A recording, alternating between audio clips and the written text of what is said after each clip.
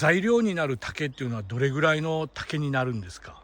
タケノコから生えて、3年から5年ぐらい経ったもの、竹の皮の部分を使用しますので、なるべく他の竹と重なって傷がついてたりとか、そういったのが少ないようなもの、なるべくまっすぐなものを選んで切るようにしています。例えばこういうふうに節の部分にまだ白いものが残ってますよね。はいはい。こういったものはやはりまだ若いっていうふうに言われてますので、こういったものもまたちょっと避けてっていうような感じですね。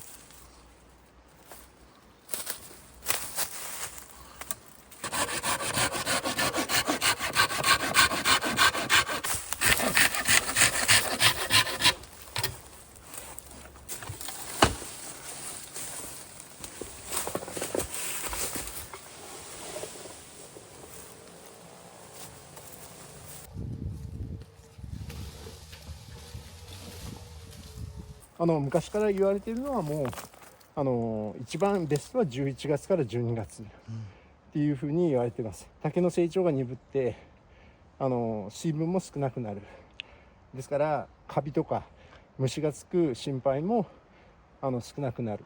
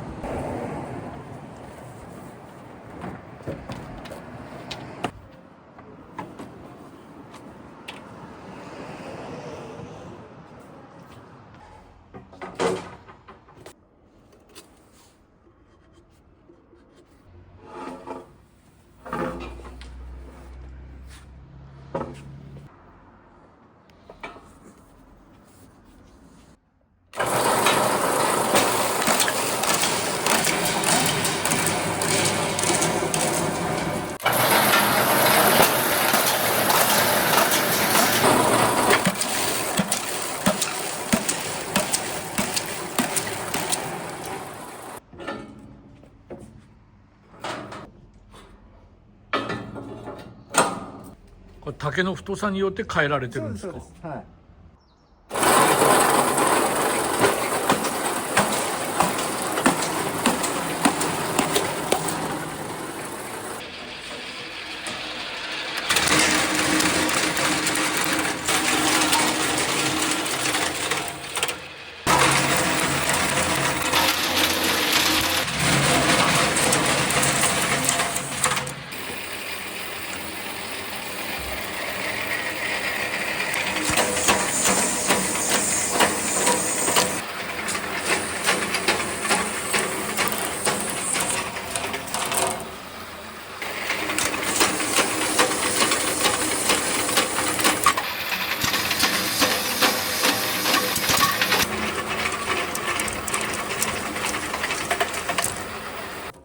これはだから一本の竹だからそうです。ある程度こうやって節を揃えれるってことですね。そうです。はい。でこれを今度は肥後にしていきます。はい。うまく取れればこの約2センチの幅の竹から10本ほど取れる形になるんですけども。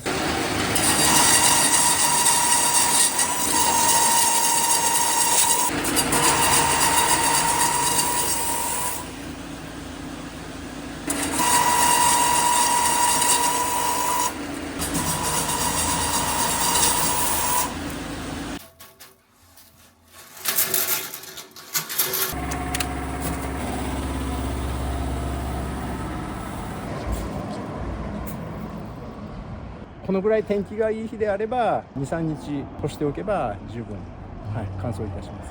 あとはもう使うまで保管という形になります。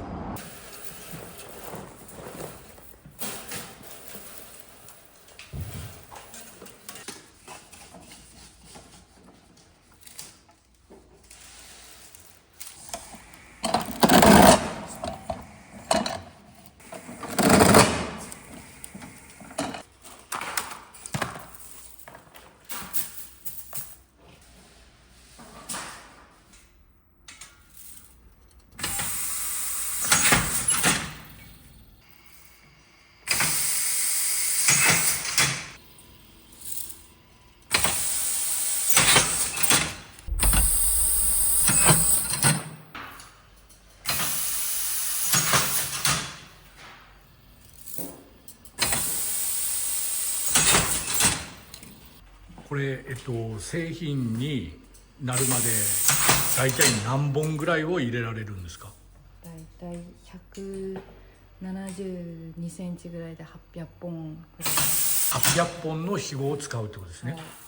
節をはい。ちょっとずつずらしてこの模様を作ってます。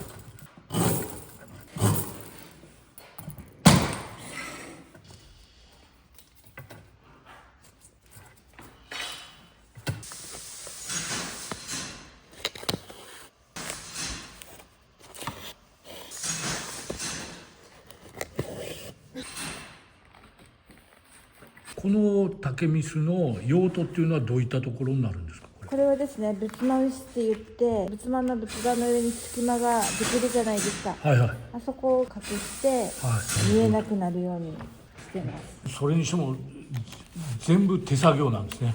全部手作業ですね。一本一本編むのも一本一本入れて、縫うのも一針一針。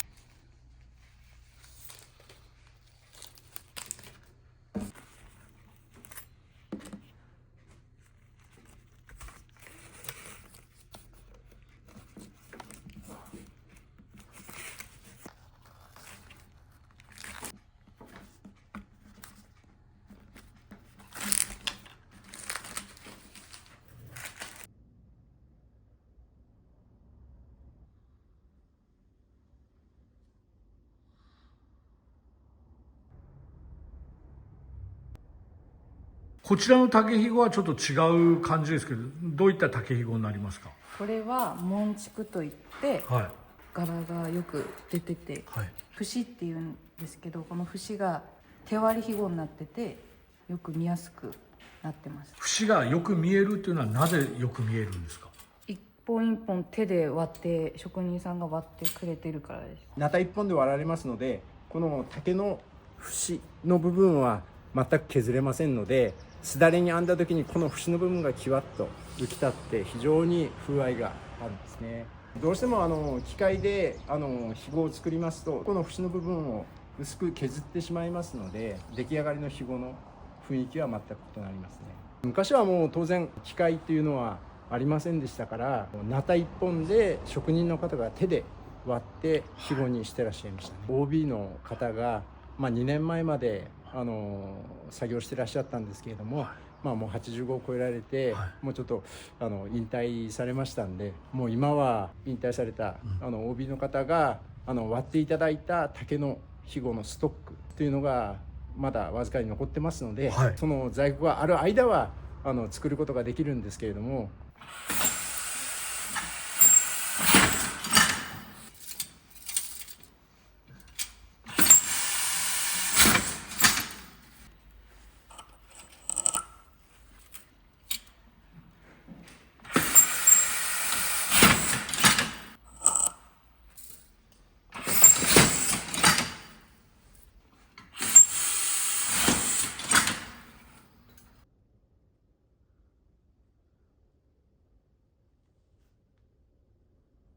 2019年にフランスの展示会に出たっていうのが転機ですね。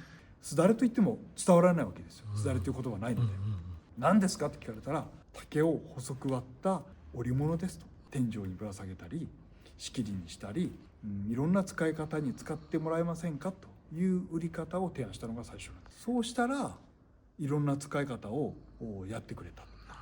その当時の熊健吾事務所のデザイナーの使い方と一緒なんですよ。照明のシェードに使ったりとか、キャビネットの戸板の垂らす扉になるものをすだれにしたりとか、いろんな使い方を一箇所でも全部見れるようにして作ろうと思ったのがこのショールーム。海外の人にもこれを配信した方が早いなと思って、こんな使い方ありますよというのを竹素材で作れるんですよっていうのを提案したいっていうのが思いですね。